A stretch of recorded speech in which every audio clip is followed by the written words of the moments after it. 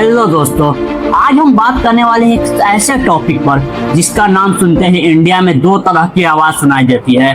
कोई कहता है रिजर्वेशन जरूरी है और कोई कहता है रिजर्वेशन की वजह से मेरिट खराब हो रहा है।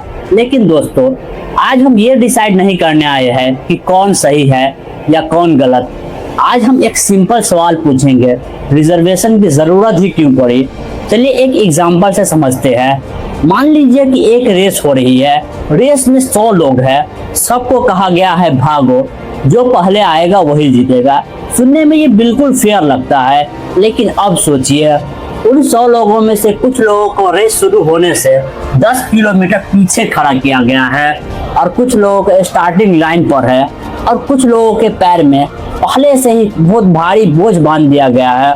अब अगर सबको कहा जाए अब सबको इक्वल अपॉर्चुनिटी है, भागो, तो सवाल ये है क्या सिर्फ स्टार्टिंग लाइन सेम कर देने से कंपटीशन सच में इक्वल हो गया। यही से रिजर्वेशन की बेसिक स्थिति को समझने में मदद मिलती है। रिजर्वेशन का सिंपल आइडिया ये था कि जो कम्युनिटीज हिस्टोरिकली एजुकेशन, जॉब्स और रिप्रेजेंटेशन में पीछे रह गई है, उनको आगे आने के लिए एक सिंपल अपॉर्चुनिटी दिया जाए। लेकिन ये आइडिया अचानक 1950 में पैदा नहीं हुआ था, इसकी कहानी बहुत पहले शुरू हो चुकी थी। रिकॉर्ड्स के अकॉर्डिंग 1881 और 1891 में भी पॉजिटिव डिस्क्रिमिनेशन और स्पेशल रिप्रेजेंटेशन की डिमांड उठ चुकी थी। सिंपल लैंग्वेज में समझे तो कुछ लोग कह रहे थे कि सोसाइटी में जो ग्रुप्स बहुत पीछे हैं उनको सिर्फ ये कह देना कि सबके लिए कंपटीशन ओपन है काफ़ी नहीं है, उन्हें स्पेशल सपोर्ट और रिप्रेजेंटेशन की भी ज़रूरत है। लेकिन रिजर्वेशन के हिस्ट्री में एक बहुत इम्पोर्टेंट नाम आता है, छत्रपति साहू महाराज। वो कोल्हापुर के महाराज थे और उन्होंने बैकवर्ड और नॉन ब्राह्मण कम्युनिटीज के एजुकेशन और गवर्नमेंट जॉब में आगे लाने के लिए एक इम्पोर्टेंट स्टेप्स उठाया। अब एक इम्पोर्टेंट डेट याद रखिए, 1902। साहू महाराज ने एजुकेशनली डिप्राइव्ड यानी जो कम्युनिटी बहुत पीछे थे कम्युनिटीज के लिए 50% रिजर्वेशन क्रिएट किया। अब सिंपल लैंग्वेज में समझिए, अगर किसी जगह 100 सीट है तो उस सिस्टम में 50 सीट बैकवर्ड और एजुकेशनली डिप्राइव्ड कम्युनिटीज के लिए रिजर्व की गई। ये एक बहुत बड़ा स्टेप था। लेकिन साहू महाराज ने सिर्फ सीट रिजर्व करने की बात खत्म नहीं हुई, उन्होंने फ्री एजुकेशन प्रोवाइड करने की कोशिश की। स्टूडेंट के लिए हॉस्टल बनवाए। क्योंकि सोचिए, अगर किसी गरीब या सोशली बैकवर्ड फैमिली का बच्चा स्कूल तक पहुंच ही नहीं पा रहा है तो सिर्फ कॉलेज की सीट रिजर्व कर देने से उसकी प्रॉब्लम सॉल्व नहीं होगी। इसलिए एजुकेशन तक पहुंचना बनाना बहुत ज़रूरी था। साहू महाराज का फोकस सिर्फ एजुकेशन पर नहीं था, वो चाहते थे कि एजुकेशन के बाद सुटेबल एम्प्लॉयमेंट भी मिले और वो एक क्लास फ्री इंडिया और अनटचेबिलिटी यानी छुआछूत का एवॉल्यूशन भी की बात करते थे। अब चलिए 1918 में मैसूर के राजा नलवादी कृष्ण राजा वालियर ने नॉन ब्राह्मण के लिए गवर्नमेंट जॉब्स और एजुकेशन में रिजर्वेशन इंप्लीमेंट करने के लिए एक कमेटी बनाई। लेकिन उनके दीवान एम विश्वेश्वरैया इस डिसीजन के अपोजिशन में थे, उन्होंने प्रोटेस्ट में रिजाइन कर दिया। यानी दोस्तों, रिजर्वेशन के इश्यू पर डिसएग्रीमेंट कोई आज की बात नहीं है, इस टॉपिक पर डिबेट बहुत पुरानी है।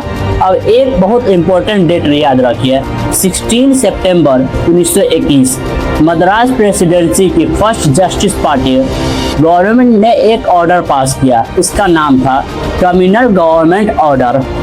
इससे इंडियन लेजिस्लेटिव हिस्ट्री में रिजर्वेशन को लीगली लेजिस्लेटिव करने वाले फर्स्ट इलेक्टेड बॉडी माना गया। अब इसका सिंपल मतलब क्या है?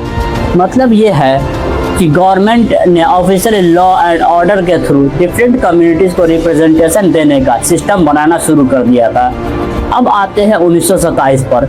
मद्रास प्रेसिडेंसी में रिजर्वेशन का एक स्ट्रक्चर था।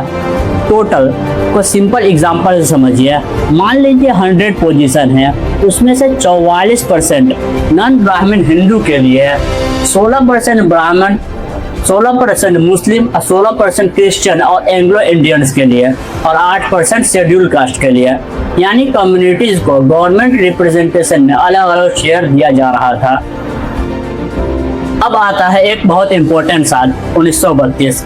जून 1932 में राउंड टेबल कॉन्फ्रेंस के दौरान ब्रिटेन के प्राइम मिनिस्टर रामसे मैकडोनाल्ड ने एक प्रपोजल दिया। इसे कहा गया कम्युनल अवार्ड। इसमें मुस्लिम, सिख, इंडियन क्रिश्चियन, एंग्लो इंडियंस और यूरोपियंस के लिए सेपरेट रिप्रेजेंटेशन का आइडिया था और डिसएडवांस्ड क्लास के लिए भी सेपरेट रिप्रेजेंटेशन का प्रपोजल था। अब सेपरेट रिप्रेजेंटेशन को एक सिंपल एग्जांपल से समझिए। मान लीजिए किसी इलेक्शन में 100 सीट है और किसी पार्टिकुलर कम्युनिटी को लगता है कि जनरल इलेक्शन में उसकी आवाज़ दबा दी जाएगी, तो उसके लिए कुछ सीट को स्पेसिफिकली उसके रिप्रेजेंटेशन के लिए रखा जा सकता है। इसी तरह का आइडिया यहाँ डिस्कस हो रहा था, लेकिन इस प्रपोजल पर बहुत बड़ी कंट्रोवर्सी हुई। महात्मा गांधी ने कम्युनल अवार्ड का प्रोटेस्ट किया, उन्होंने फास्ट किया। वहीं डॉक्टर B.R. अम्बेडकर जैसे डिप्रेस्ड क्लास के कई लीडर सेपरेट रिप्रेजेंटेशन के फेवर में थे। दोनों के बीच नेगोशिएशन हुई और फिर एक एग्रीमेंट हुआ। इस एग्रीमेंट को हम जानते हैं पूना एक्ट। पूना एक्ट के थ्रू हिंदू इलेक्टोरेट को सिंगल रखा गया, लेकिन बैकवर्ड क्लास के लिए रिजर्व सीट को इंक्रीज किया गया। यानी अगर सिंपल लैंग्वेज में समझे, सेपरेट इलेक्टोरेट का आइडिया नहीं रहा, लेकिन रिजर्व सीट का आइडिया कंटिन्यू रहा। दूसरे रिलीजन जैसे इस्लाम, सिखिज्म के सेपरेट इलेक्टोरेट को कंटिन्यू रहे। अब आइए 1942 में। इस साल शेड्यूल कास्ट को सेंट्रल सर्विस और दूसरी फैसिलिटीज में पहली बार 8.5% रिजर्वेशन मिला। एक बार फिर सिंपल एग्जांपल से समझते हैं। अगर 100 पोजीशन है तो 8.5% पोजीशन के इक्विवेलेंट शेयर एससी कम्युनिटीज के लिए रिजर्व किया गया। ये रिजर्वेशन के डेवलपमेंट में एक इम्पोर्टेंट स्टेप था। और अब हिस्ट्री का एक बहुत बड़ा मोमेंट 1947, इंडिया इंडिपेंडेंट हुआ। अब सवाल था, ब्रिटिश चले गए, लेकिन क्या सोसाइटी की पुरानी इक्वलिटीज भी खत्म हो गई? तो आंसर था नहीं। कास्ट बेस्ड डिस्क्रिमिनेशन और सोशल इनइक्वलिटी भी अभी भी सोसाइटी में एग्जिस्ट कर रही थी।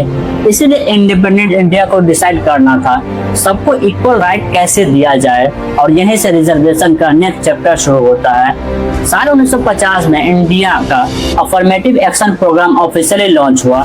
सोर्स के अकॉर्डिंग इस दुनिया का सबसे बड़ा यानी सबसे पुराना ऐसा प्रोग्राम था। इंडिपेंडेंट इंडिया में ऐसी कम्युनिटीज को अनटचेबिलिटी यानी छुआछूत की वजह से बहुत डिस्क्रिमिनेशन फेस करना पड़ा था। इसलिए कॉन्स्टिट्यूशन ने छुआछूत को आउटलॉ कर दिया। सिंपल लैंग्वेज में समझे, किसी इंसान को सिर्फ उसकी कास्ट की वजह से छोड़ने से मना करना या उसके साथ छुआछूत करना कानूनी तौर पर अलाउ नहीं था। लेकिन दोस्तों, सिर्फ लॉ बना देने से पुराने इनइक्वलिटी तुरंत खत्म नहीं होते। अब आता है 1954। मिनिस्ट्री ऑफ एजुकेशन ने सजेस्ट किया कि एजुकेशनल इंस्टीट्यूशन में एससीज और एसटीज के लिए 20% सीट रिजर्व होनी चाहिए, और जहां जरूरत हो एडमिशन के मिनिमम क्वालिफाइंग मार्क्स 5% तक रिलैक्स करने का प्रोविजन भी सजेस्ट किया गया।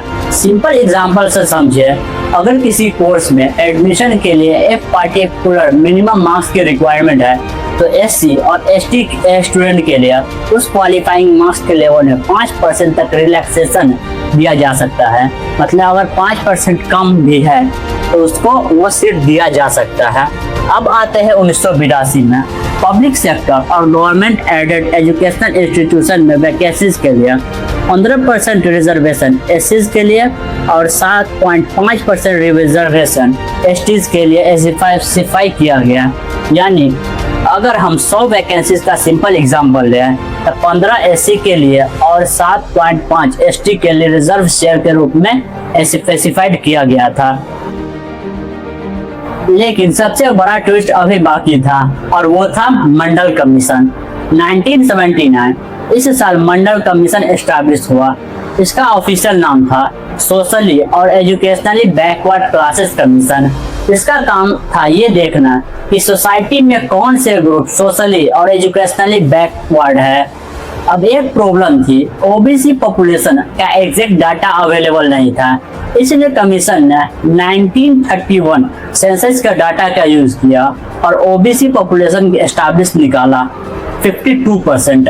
जी हाँ, 52%। और फिर 1980 में मंडल कमीशन ने रिकमेंडेशन दी कि यूनियन गवर्नमेंट के सब विषय और पब्लिक सेक्टर में भी ओबीसी के लिए 27% रिजर्वेशन होना चाहिए। इस रिकमेंडेशन को हायर एजुकेशन इंस्टीट्यूशन तक भी एक्सटेंड करने का रिकमेंडेशन दी गई, एक्सेप्ट उन स्टेट में जहां ऑलरेडी ज्यादा जेनरस रिजर्वेशन प्रोविजन थे। लेकिन ये रिकमेंडेशन तुरंत इम्प्लीमेंट नहीं हुआ। यूनियन गवर्नमेंट जॉब में इसका इम्प्लीमेंटेशन 1990s में आया।